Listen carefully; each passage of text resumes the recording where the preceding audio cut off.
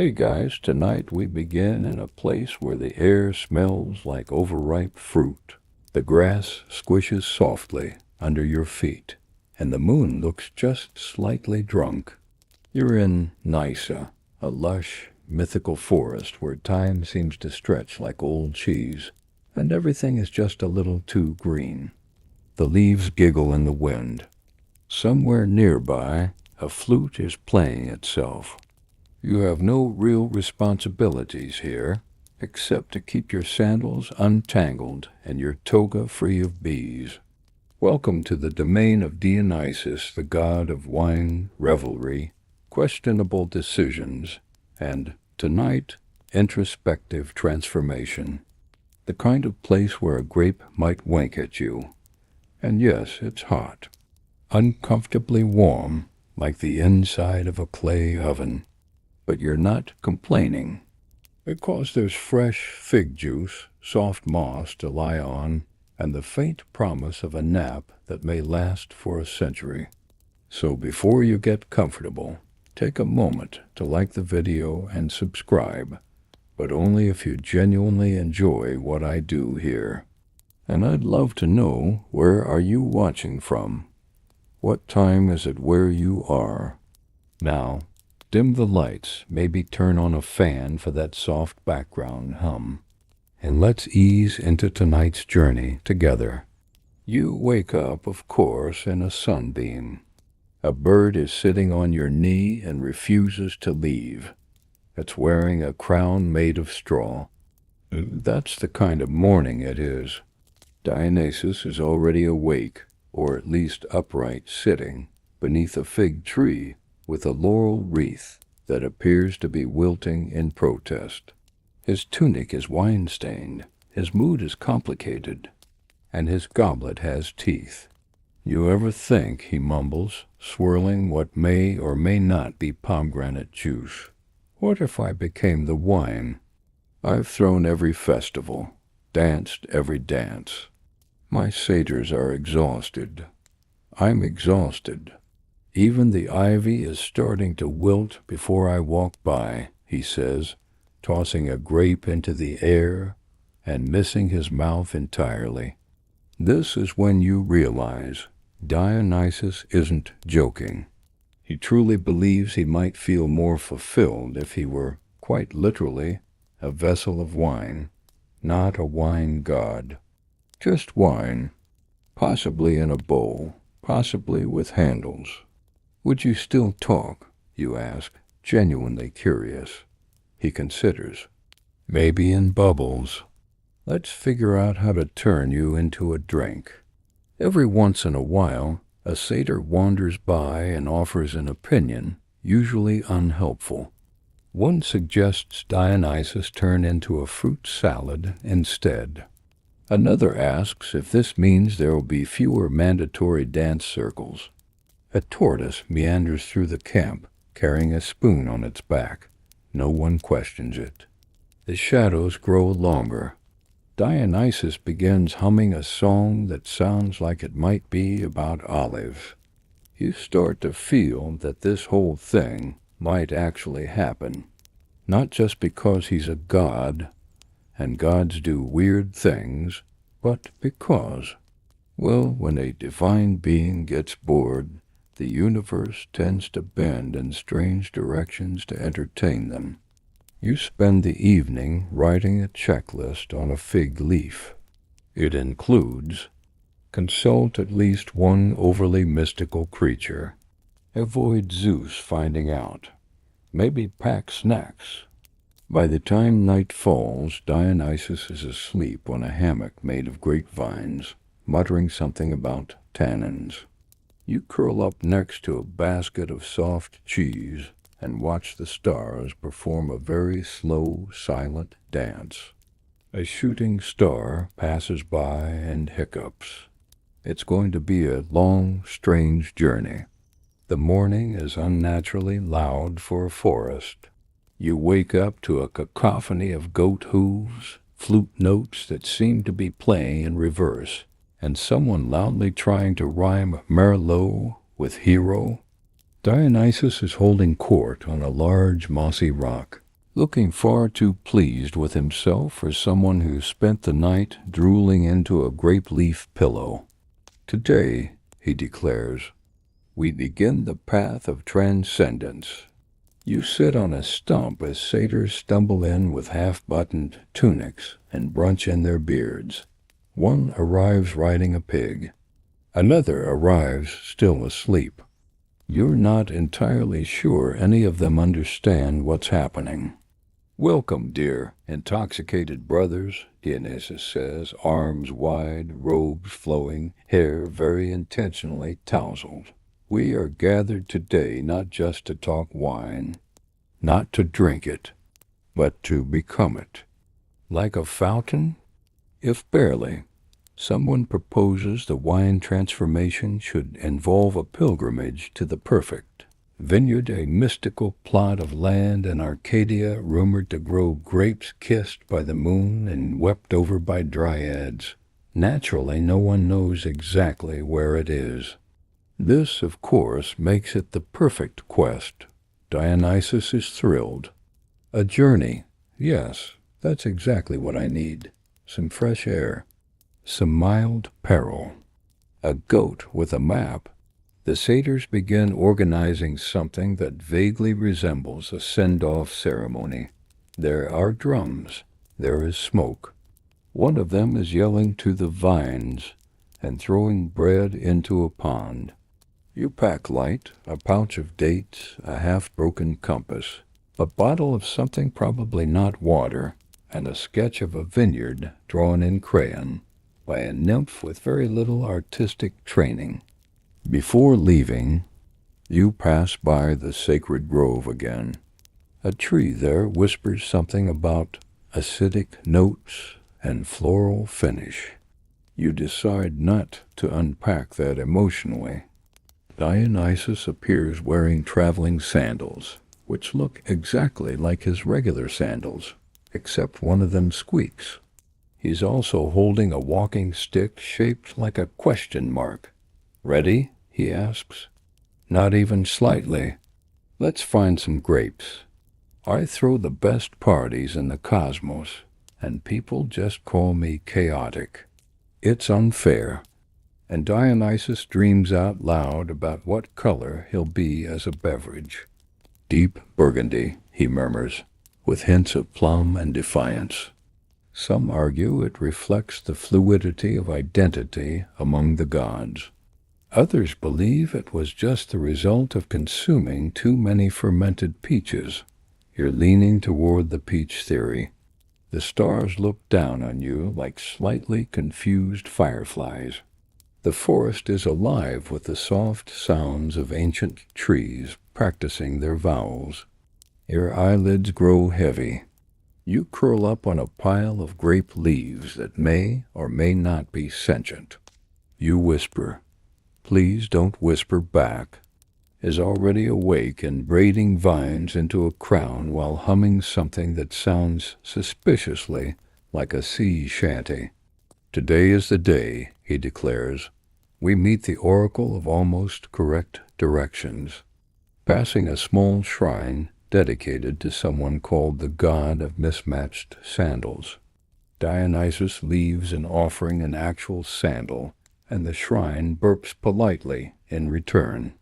Your journey leads you into a dense forest where the trees lean just a little too close, like curious uncles at a wedding. The deeper you go, the stranger things become. Mushrooms are growing in perfect spirals. A deer bows solemnly and walks away wearing a monocle. You think you see a squirrel with a clipboard, but it disappears behind a bush before you can ask if it knows your itinerary.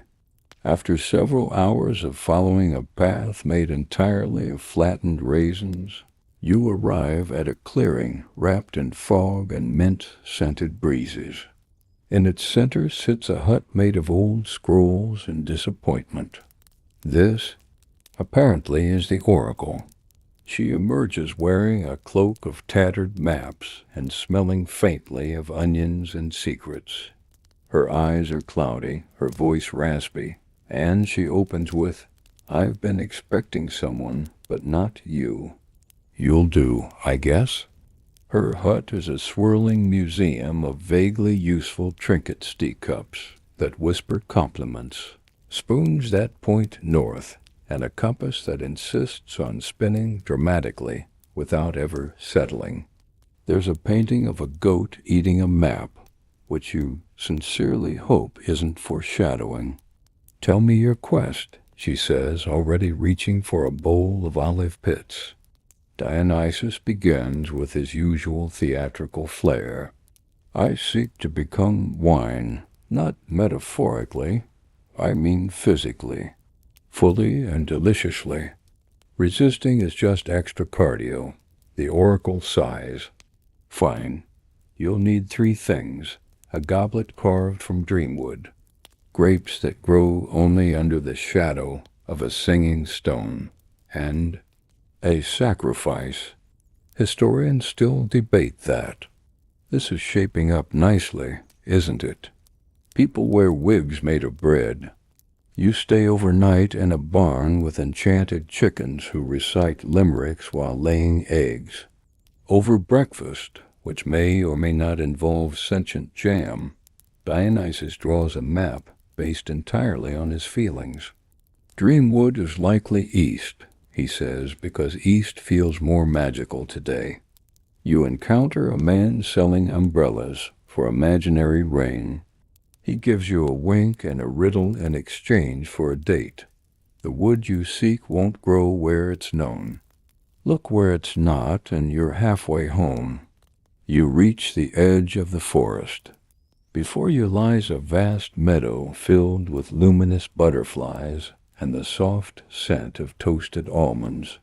It's quiet, too quiet. You hear your own thoughts echo mostly questions like, how did I get here? And why does my backpack smell like goat dreams? You listen to the breeze, which seems to be repeating things you said under your breath earlier. You whisper, I should have taken that job with Hermes, wondering what on earth Dreamwood looks like and if it comes with instructions. You wake up to the unsettling realization that the grass beneath you is singing, not loudly, more like a distant lullaby hummed by tired bees. Dionysus is already awake, speaking softly to a mushroom shaped suspiciously like a harp. I think the meadow likes you, he says, stretching with the grace of a cat who's never worked a day in its life. It tried to tuck you in last night. See? Look at the pattern in the grass. You walk a little faster. Dionysus walks a little louder. These hills, legend says, reflect not just sound, but intention. Thoughts you try to suppress tend to bounce back louder than expected. You test this by whispering, I'm totally in control of this situation. Now they're mocking me with bad wordplay. The air smells faintly of candle wax, and something nostalgic you can't quite name, possibly your first lie, or maybe that old sweater from middle school. This must be it. Dreamwood, you approach a tree cautiously. Its bark ripples under your fingers, warm and slightly pulsing, like it's dreaming of being something else. When you ask it politely for a branch, it sighs and offers one that detaches itself like a child reluctantly leaving a party. Dionysus places the branch on the ground and pours a little wine on it. The branch giggles. You now have the first item, Dreamwood. Only 2 more to go. As you exit the grove, you spot a sign nailed to a boulder. It reads, Warning, Singing Stone Zone ahead. Expect emotional flashbacks. You climb a ridge and spotted a massive stone perched on the edge of a cliff, humming softly. It vibrates in sync with your pulse, or maybe it's the other way around. Dionysus stands in front of it and claps his hands. Sing to us, O tuneful boulder.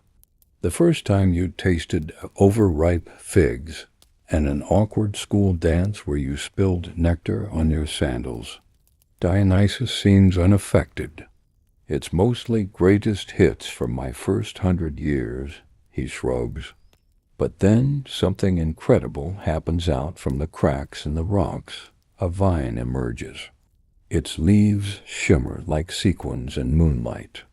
Tiny grapes, deep violet and glowing slightly, cluster along the stem. You lean in. They smell like nostalgia and grape soda. These must be them, you whisper. The grapes are warm to the touch.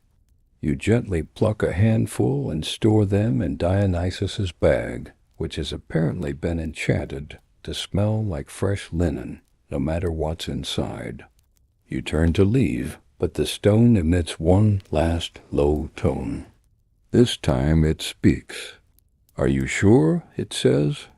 The voice is gravelly, like an old librarian who's given up on quiet rules. You pause. Sure about what? And a dish called existential porridge. You pretend to enjoy it. They warn you that the final part of your journey, acquiring the sacrifice, may require visiting the Library of Lost Intentions. Sounds ominous, you say. Only if you can read, one bard replies ominously.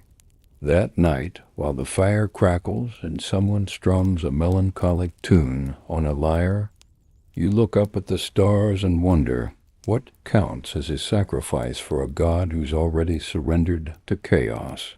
Dionysus hums beside you, absently tossing dreamwood splinters into the fire, where they burst into tiny clouds shaped like faint memories. We're getting close, he says. You nod, unsure if he means to your goal or to some unknown threshold you won't recognize until it's behind you. The hills murmur in the distance. Getting close, close. You were muttering something about tax records in your sleep. Very dramatic. Your breath visible in the crisp air. The path ahead curves toward a strange, pale mist that seems to shimmer in place. Dionysus declares, that's the fog of unscheduled memories. Means we're getting close to the Library of Lost Intentions. You instantly forget why you were anxious, though you're fairly certain you were. Dionysus guides you with casual confidence, humming a tune that sounds suspiciously like a forgotten childhood song. The library appears not with grandeur, but with resignation, a building of crumbling sandstone and sleepy columns, like it's been awake too long and would like very much to lie down. Ivy crawls across the walls in patterns that resemble half-finished arguments. Inside it smells of warm paper and faint regret. A librarian greets you without looking up. She's ancient, not in the wrinkled way, but in the tectonic plate sense. Her hair is tied back with a ribbon made from a sentence that was never finished. Name? She asks. You hesitate. Doesn't matter, she says. Everyone loses it on entry. You begin your search for the third ingredient, the sacrifice. Not a sacrifice, Dionysus reminds you. The sacrifice. Singular, conceptual, preferably poetic. You stumble upon a dusty alcove labeled sacrifices no one meant to make. We want something ironic. Would have introduced him to his future self. Instead, he reorganized his sock drawer. You both watch in silence as the scene fades. This, Dionysus says, eyes wide with reverence, is perfect. We're full. And soon you're ascending a gentle hill covered in pale wildflowers that blink sleepily in the sun. Dionysus hums an off-key tune that makes the flowers sway, hypnotized. At the summit a stone platform awaits round, weathered and carved with symbols only decipherable at dusk. Dionysus sets down his bag and stretches. Well, he says, we have everything. The scroll of forgotten possibility, the dreamwood branch, and the not technically legal grapes now rest in a neat triangle at your feet. I'll do the honors, Dionysus says. But before he can, a rustle behind you makes you turn. An old woman approaches dressed in rags that shimmer oddly, like rain on oil. Her eyes are closed, yet she moves with the certainty of someone who's seen too much to be surprised anymore. She says nothing, just kneels, places a small stone on the platform, and whispers, "Thank you for remembering." The ritual begins without a single clap of thunder. No grand music, no flaming chariots. Just you, Dionysus, and three extremely confused ants who wandered into the center of the circle. "Shoo," Dionysus whispers. They refuse. "Fine," he mutters, "witness history." The grapes begin to soften, leaking a syrupy aroma that makes your eyelids heavier than they should be. The scroll still sealed pulses once, as if it sighed. You sit cross-legged across from Dionysus. He's smiling, but it's the kind of smile a person wears right before they improvise a recipe based on vibes. "Now," he says, "this part requires absolute stillness, and a little bit of yelling." Below, the scroll begins to glow. Words lift from the parchment, swirl in lazy loops above your heads, then settle gently onto Dionysus's outstretched palms. "I hope you brought a cup," he whispers, and just like that he begins to melt. Not in a gruesome horror film way, more like a candle deciding it's time to become part of the ambience. His body shimmers. Limbs soften, outlines blur. The purples of his cloak and the browns of his skin swirl into each other. His hair billows, then curls inward like steam. Before your eyes he contracts, not shrinks, exactly, but condenses until he becomes a shape both unfamiliar and obvious. A large, ornate, slightly ridiculous bowl of wine. You blink. The ants blink. The wind holds its breath. And there he is, a tigella of vinho tinto, resting perfectly in the center of the ritual circle, still steaming with warmth and Dionysian mischief. The surface ripples once, then stills. There's a faint echo. "Don't drink me." You feel it in your fingertips, the way the air curls around them, like the texture of an old silk robe. You smell crushed thyme, oranges, and faint nostalgia. The bowl pulses faintly. Not threatening, just present. You realize you are now in possession of the god of wine. Joy, chaos, and poorly thought-out decisions in bowl form. There should be rules about this. You reach into your satchel, which you're now sure didn't exist until 2 seconds ago, and find a velvet wrap. The bowl hums approvingly as you gently place it inside. It's warm, like holding a cat who just finished napping in the sun. The sky begins to shift color-soft lavender, stretching into honey orange. The hilltop sways gently, like it's rocking you to sleep. Then a thought hits you. What now? You stand.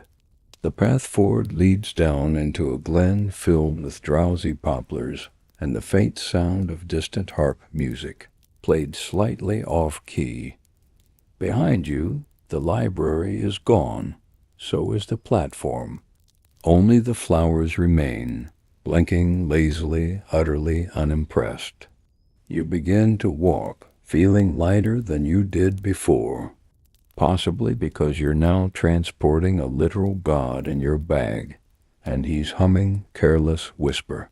As you descend, you spot a small wooden sign. "This way to the village of inconvenient revelations." Of course, Naturally, you follow. On the way, you pass a sleeping centaur curled up beside a half-finished crossword puzzle. His tail flicks occasionally, possibly dreaming of incorrect guesses. The path narrows. You duck beneath vines shaped like question marks. A breeze rustles through, and you could swear it says, "Are you sure?" They just point to the bowl in your bag. You hesitate. Then offer it. They stir it gently, then taste. They pause, nod, whisper, "Yes, that's definitely Dionysus." You round a bend, duck beneath a vine that smells faintly of old parchment and roasted nuts, and suddenly, there it is, the village of inconvenient revelations. You could call it charming if you're into asymmetrical doorways and houses with opinions about your posture. There's a tavern with a sign that reads, "The Obvious Truth," and next to it, a bakery named Things You Suspected but didn't want confirmed. A rooster watches you pass. You're not sure if it blinks or if you just imagined it. It seems the kind of place where birds judge you more than people. Dionysus, in bowl form, pulses faintly inside your satchel, like he's humming along with your footsteps. You step into the town square. In the middle, there's a large marble fountain depicting a goat arguing with a philosopher. Water trickles gently from the goat's ear. A woman approaches. She's draped in 7 shawls, none of which match, and she walks like each footstep contains a secret. "You've brought him," she says, not as a question. You nod, because honestly, what else is there to do? She takes your hand and leads you toward the town hall, a circular structure made entirely of windows. No walls, just clear panes held up by thin beams of polished cedar. Inside, chairs arranged in a spiral, like some bureaucratic crop circle. You sit in the center. The villagers, most of them, wearing sandals and vague disappointment, gather around. One of them offers you a fig. Another hands you a form titled Declaration of Mild Bewilderment, Form 3B. You decline both politely. Then the woman speaks again. You've come to seek the feast of unanswerable questions. The wine within swirls lazily, like it's listening to lo-fi beats and contemplating its options. The shawled woman raises a spoon, not a ceremonial ladle or a mystical wand, just a very solid wooden spoon, the kind used to stir stubborn risotto. She dips it into the bowl and takes a single sip. Then she begins to laugh. Not maniacally, just warmly, like she's just remembered the punchline to a joke from her childhood. One by one, each villager follows. Sip, pause, chuckle. Even the grump with a clipboard smiles faintly. You watch this quiet ritual unfold. It's oddly moving, and also slightly confusing. After the last villager finishes, they all sit down again, facing inward. The woman turns to you and says, "Now the feast begins." Your mind softens around the edges, like bread soaking in broth. One man shares, "Every time I sneeze, I think I'm slightly more my grandmother than before. Why is that?" Louder now, as if in agreement. Then comes your turn. All eyes on you. You open your mouth. You start to ask the question you've always carried, the one about whether you're more dream than person, or why stars make you lonely in summer but not in winter, but instead what comes out is, "But he did?" The villagers begin to hum, not a song exactly, but a resonance. You feel it in your rib cage, in your molars, in your very kneecaps. The floor tilts. Or maybe it's just your head. Everything smells like figs and cedarwood and forgotten perfume. You close your eyes for just a moment, and when you open them again, you're sitting alone in the square. The windows are gone. No villagers. No fountain. But the bowl is still there, resting gently beside you, warm and humming. You stand, gently lift it back into your satchel, and begin walking toward the forest path ahead. Above you, the stars blink in unfamiliar constellations. One of them seems to wink. You wink back. It feels like the right thing to do. You continue walking, though you're not entirely sure the ground is still a thing. The trees ahead shimmer like silk in candlelight. Not in the way that trees reflect sunlight or sway in wind, but as if they're not entirely committed to being trees today. They sort of shiver politely and make space as you pass.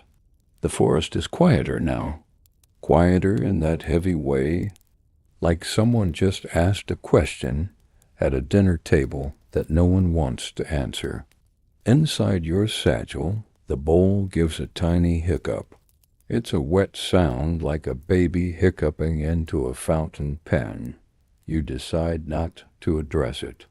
Ahead, a clearing appears. In it, a table. Not just any table. This one is about 80 feet long, set for a banquet that appears to have happened several decades ago. The plates are still there. The glasses are there. The food is not, unless you count the very distinguished moss and a few brave mushrooms. You don't recognize the architecture of the chairs. Some of them have tusks. One appears to be entirely composed of eggplants arranged in a tense truce. You take a seat at the far end, carefully placing the bowl on the nearest charger plate. It seems wrong, but the bowl hums contentedly, like it's been here before. A book sits nearby, closed but breathing. Yes, it is breathing. You check twice. The spine rises and falls like a sleepy cat. You consider petting it, but books have a way of holding grudges. Instead, you open it. The pages flip themselves, and they begin to whisper. Once, when Dionysus was not quite wine and not quite God, he tried to host a dinner for the ages. Steady rhythm of a librarian who's seen too much. But the guests never arrived, because he forgot to send the invitations. One rogue historian from Thessaloniki insists the tortoise was real, and currently lives in Palermo. You keep reading. You can't help it. The words are sticky in the brain like half-heard lullabies. And so, the book says, he turned the table into a long, slow silence. And he waited. She just nods, plucks a spoon from her sleeve, and dips it into the bowl. Sip. She sighs. Another figure joins, then another, each one unique, one with a head full of orchids, one wearing a robe made of melted candles, one, you swear, is a sentient gust of wind with excellent posture. They don't talk. They simply sit, sip, smile, fade. It becomes clear. This is not a gathering of the living. No one's eating. No one's drinking, apart from the bowl. No one's checking their sundial. They're here for him. You look at the bowl. It glows softly, like the final verse of a lullaby. You begin to understand. He became the wine not for escape, but for presence, to be tasted in slowness, to become part of the unanswerable questions, to be remembered not by name, but by moment. You lean back. You remember something you've never known, the way olives taste when picked under a harvest moon, the way laughter sounds when spoken in a language no longer spoken. The bowl shifts in your lap, not heavy, not light, just there. Someone clears their throat. A man wearing a toga stitched from library cards stands at the opposite end of the table.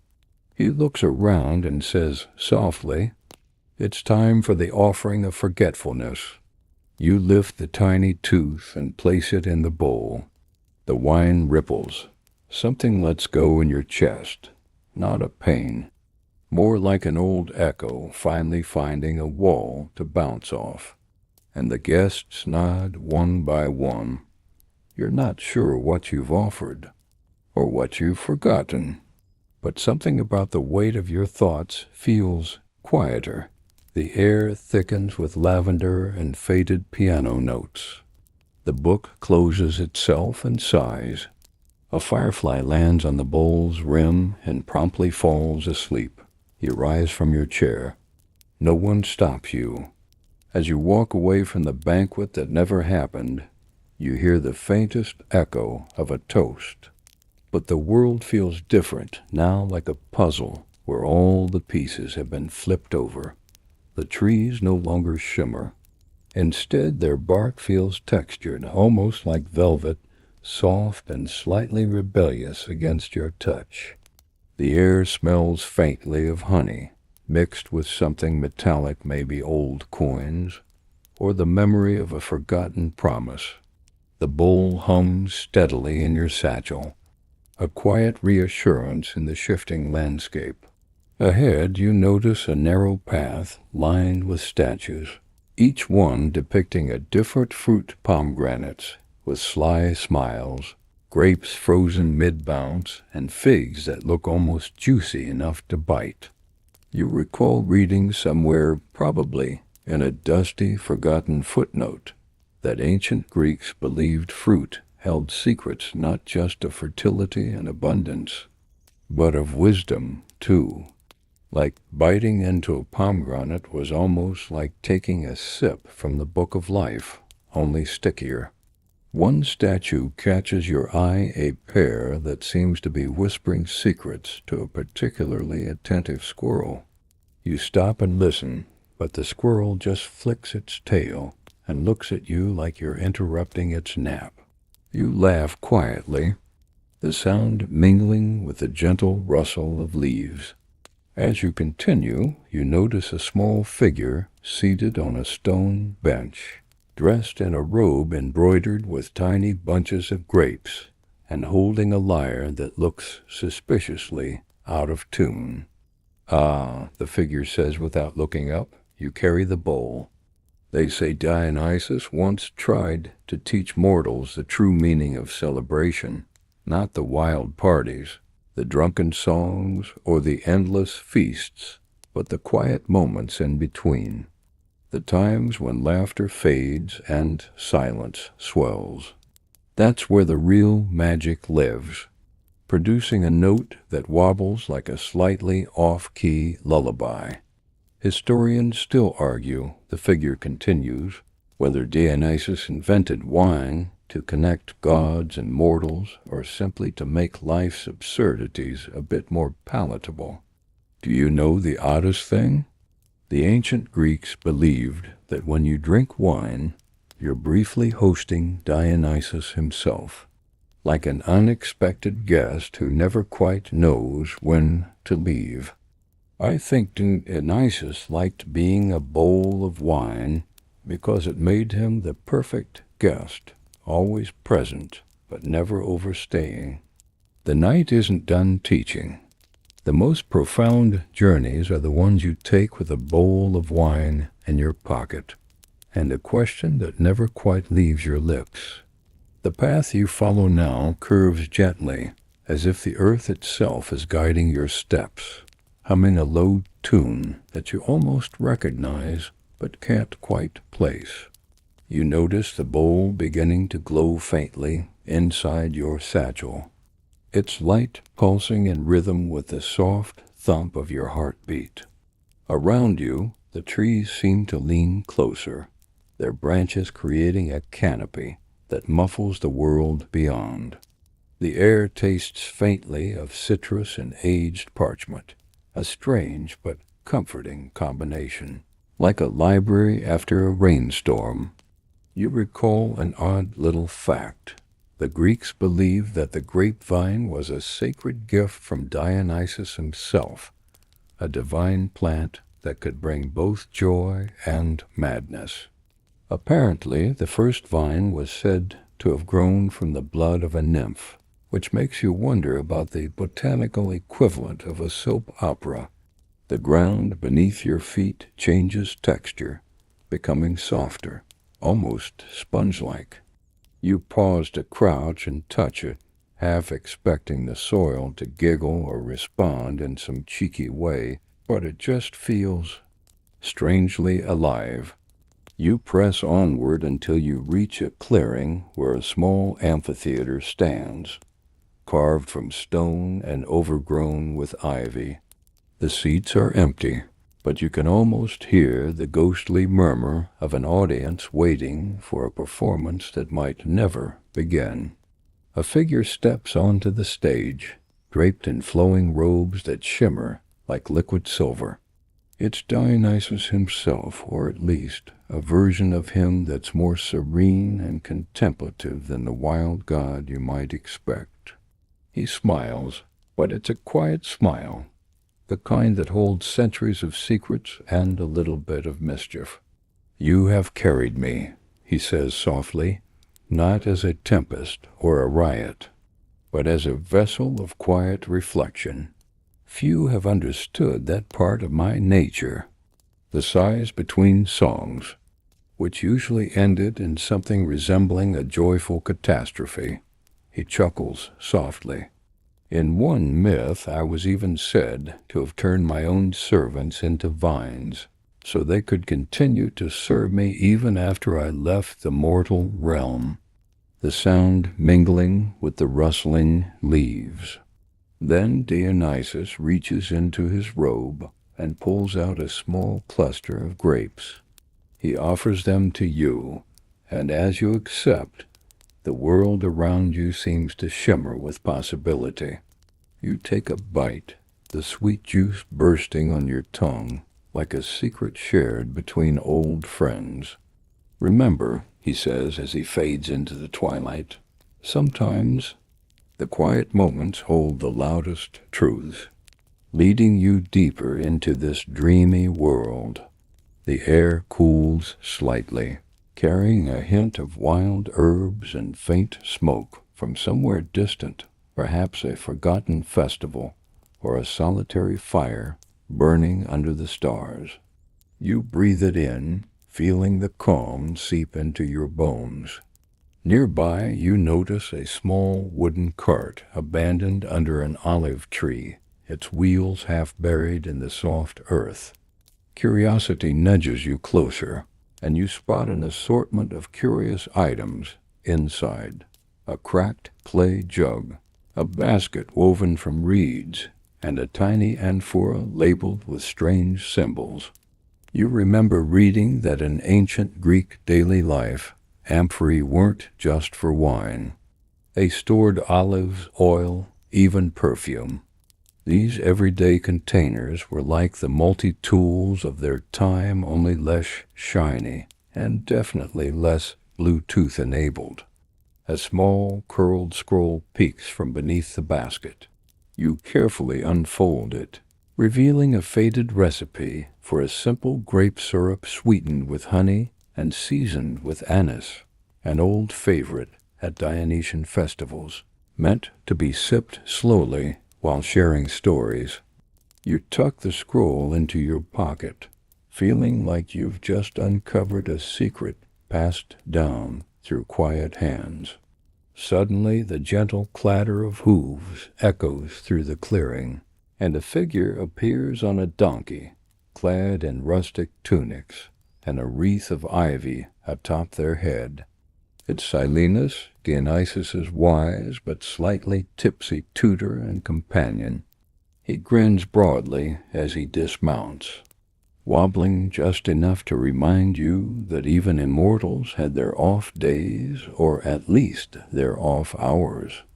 "Ah, the bearer of the bowl," he slurs warmly, leaning on his staff. "You've come far, friend. Did you know that in some tales I was said to drink so much wine that I could barely remember my own name? Historians still argue whether I was just a jolly old sage or something closer to the spirit of wine itself. Either way, I'm here to tell you that wine's magic isn't just in the drinking. It's in the stories shared between sips. Feeling a strange kinship with this merry old god who seems both timeless and disarmingly human. Silenus pulls from his pocket a tiny wooden flute and begins to play a soft melody that seems to swirl around the leaves and settle in your chest. The music feels like a lullaby whispered by the forest, wrapping you in a cocoon of calm. You close your eyes, letting the melody carry you gently forward, deeper into the myth, deeper into the night's embrace. The soft tune fades as you open your eyes, now resting beside a slow-moving river, shimmering under a moon that seems just close enough to touch. The water carries faint reflections of the stars, and the air is heavy with the scent of wild thyme and damp earth. You pause, dipping your fingers into the cool stream, marveling at the simple pleasure of the moment. It's strange to think that this very river might have witnessed the footsteps of gods and mortals alike, their stories flowing like the water, always moving, sometimes hidden beneath the surface. Nearby, a cluster of wildflowers leans toward the riverbank, their petals glowing faintly in the moonlight. You recall an intriguing tidbit. In some Dionysian rituals, wildflowers were woven into crowns worn by worshippers, symbolizing a delicate connection between nature and celebration.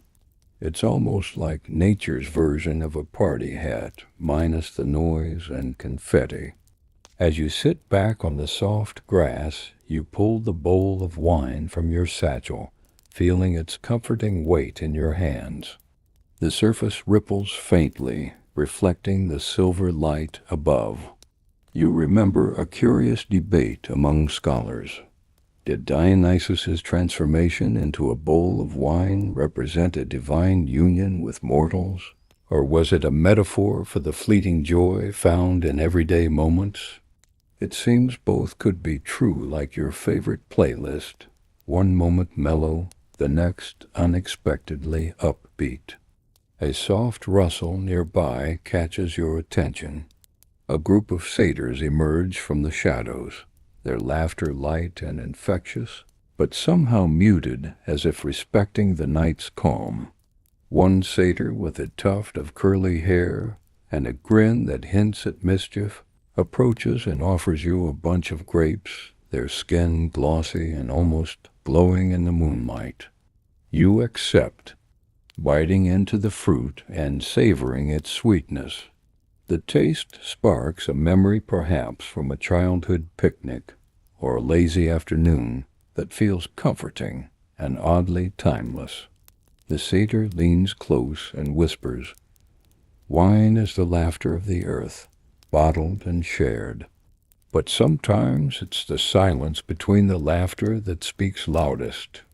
The words settling gently in your mind like a soft sigh. As the satyrs retreat into the trees, you feel a wave of gratitude for these small, quiet moments nestled within the myth, the pauses, the gentle breaths between the stories. You lie back on the grass, gazing up at the stars, feeling their distant light as a soft pulse syncing with your own heartbeat.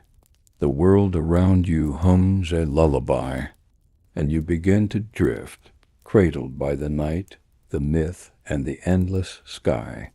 You wake gently, still lying on the soft grass near the river, feeling the first hints of dawn brush the horizon with pale pinks and golds. The air shifts from cool to warm, and the world seems to stretch and yawn with you, waking slowly after a peaceful night. The bowl of wine beside you gleams faintly. now catching the morning light like a secret treasure. You notice the surface is still smooth, almost like glass, but you feel the familiar, comforting weight that grounds you in this surreal place. As you rise, you recall a curious fact. Dionysian festivals often began at dawn, a quiet moment before the revelry, symbolizing rebirth and renewal. It's like hitting the reset button on a day, but with more grapes and fewer emails. You start to wander through the waking forest, where birds begin their morning songs, a gentle cacophony that feels like nature's version of a soft wake-up call. The air smells of fresh pine and damp moss, calming scents that nudge your senses awake without overwhelming them. Ahead, you spot a circle of ancient stones, their surfaces worn smooth by time and weather. You remember reading that such circles were sometimes used in Dionysian rites, places where mortals and gods might meet, even if just for a fleeting moment. You step inside the circle, feeling the energy shift subtly, like the pulse of the earth beneath you syncing with your own. It's as if time slows, and you become part of a story far older than yourself, whispered on the wind and carried through the ages. A faint chuckle breaks the silence, and you turn to see a small troop of maenads dancing just beyond the stones, their movements fluid and mesmerizing, but not overwhelming. They smile at you warmly, their eyes shining with quiet joy. You think about how these female followers of Dionysus were often misunderstood, sometimes portrayed as wild or dangerous, but really they were celebrating life's chaotic beauty in their own way. Historians still debate whether the maenads were truly frenzied or simply misunderstood women expressing freedom in a strict society, a reminder that history often depends on who's telling the story. You take a deep breath, letting the morning light fill you with a gentle calm. The dance continues around you, slow and rhythmic, like a heartbeat shared among friends. You realize that Dionysus's transformation into a bowl of wine wasn't just about celebration, it was about the delicate balance of stillness and motion, the quiet between the notes of a song. With a soft smile, you step out of the circle, feeling a renewed sense of peace as the forest comes fully alive around you. The forest path carries you onward, the soft crunch of leaves beneath your feet blending with distant bird calls and the occasional rustle of small animals beginning their day. The morning sun filters gently through the canopy, casting dappled patterns that dance lazily across your skin. You pause at a clearing where a vine-covered pergola stands, its wooden beams weathered but strong, offering a quiet refuge. Draped over it, clusters of ripe grapes hang heavy, their deep purple skins almost glowing in the warm light.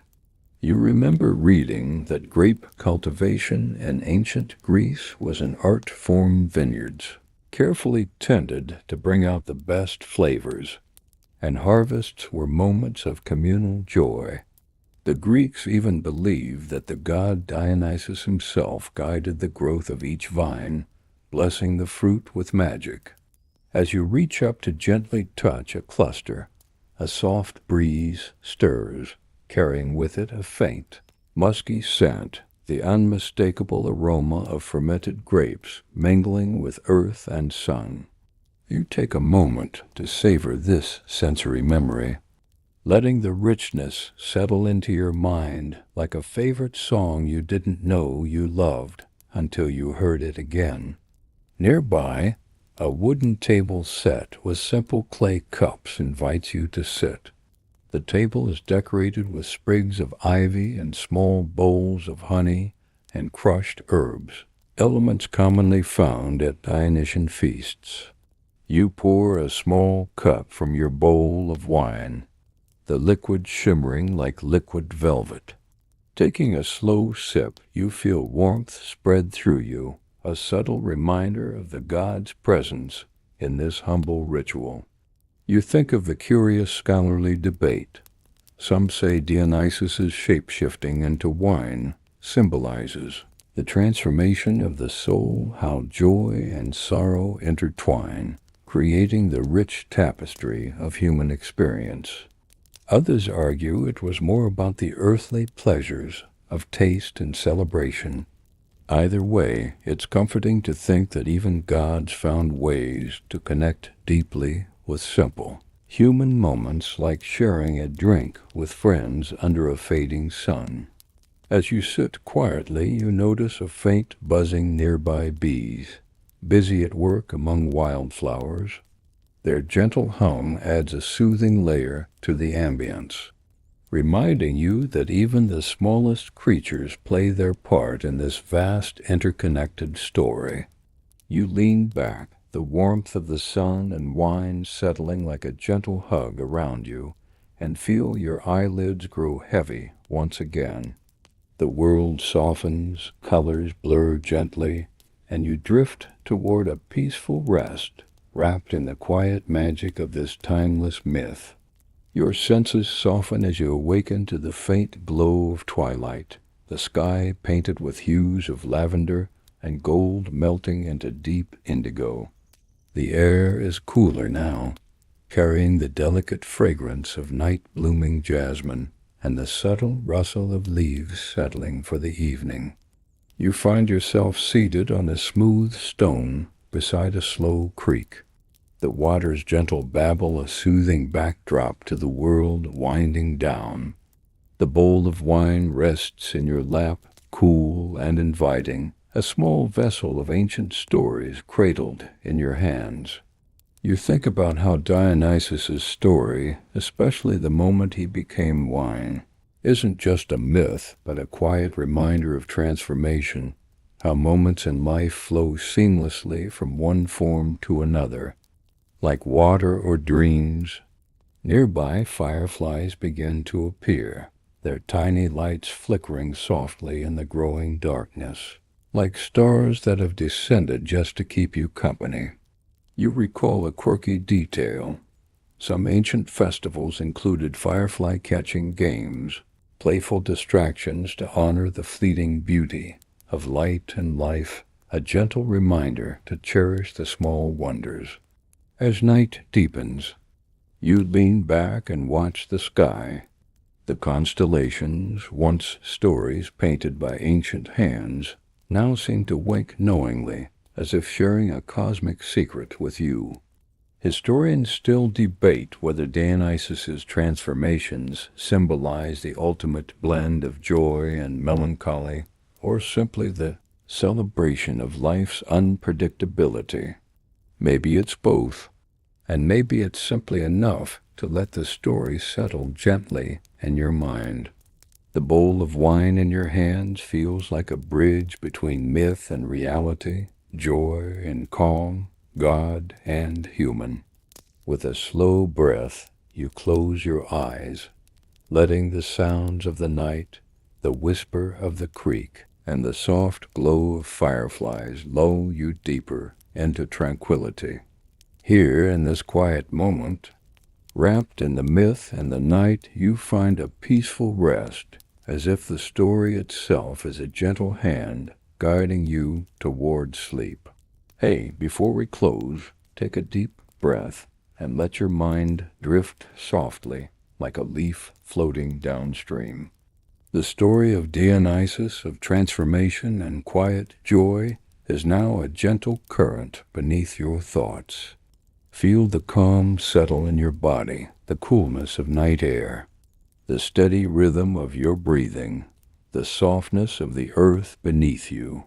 No rush, no urgency, just this peaceful pause, a moment of stillness where everything feels safe and serene.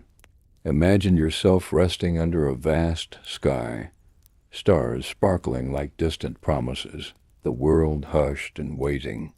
Let your thoughts unwind slowly, like a cozy blanket wrapping around your shoulders.